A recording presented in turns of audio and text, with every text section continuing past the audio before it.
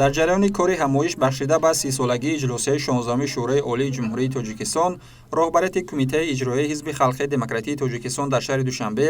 иштирокчии иҷлосияи тақдирсоз Адолат Раҳмонова ва роҳбарияти ҷамъияти савмии кушодаи шабакаҳои тақсимоти барқ дар шаҳри Душанбе ва аъзоёни ҳизб иштирок намуданд. дар оғоз вобаста ба иҷлосияи 16-уми Шӯрои Олии Ҷумҳурии Тоҷикистон суханронӣ намуда қайд карданд, ки дар шароити фалаж гаштани сохтори ҳокимияти давлатӣ, иҷлосияи 16-уми Шӯрои Олӣ барои таҳкими ҳокимияти давлатӣ, ташаккули истиқлоли миллӣ ва барои бунёди ҷомеаи демократӣ, дунявӣ ва ҳуқуқбунёду ягона заминаи воқеӣ гузошт. ҳамзамон дар идомаи чорабинӣ гуфта шуд, ки дар ин давра бо ҷонибдории вакилон Эмомалӣ Раҳмон ба ҳайси раиси Шӯрои Олӣ интихоб гардиданд, ки ба бахти миллати тоҷик ва ояндаи дурахшони кишвари мо инъоми беназире буд. ҳанӯз аз рӯзҳои аввали масъулияти роҳбариро ба дӯш гирифтан, Эмомалӣ Раҳмон бо ҷидду ҷаҳд ва кӯшишҳои зиёд барои хомӯш намудани оташи ҷанг дар кишвар тадбирҳои зарурию саривақтиро роҳандозӣ менамуданд ва ин талошро дар муддати 30 сол самар дода имрӯз Тоҷикистон дар арафаи таҷлили 30-юми солгарди ин санаи тақдирсоз қарор дорад. ҳамзамон зикр рафт, ки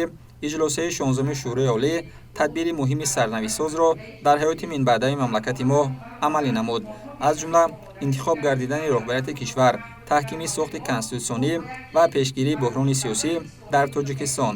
раҳо намудани кишвар аз вартаи фаношавӣ ва муттаҳидсозии халқу давлат, бартараф сохтани буҳрони иқтисодӣ ва дигар самтҳои фалажгашта дар кишвар заминаи воқеӣ гузоштааст. ҳамин тавр бо далелҳои асоснок аҳамияти таърихии иҷлосияи тақдирсоз дар ин ҳамоиш бозгӯӣ карда шуд.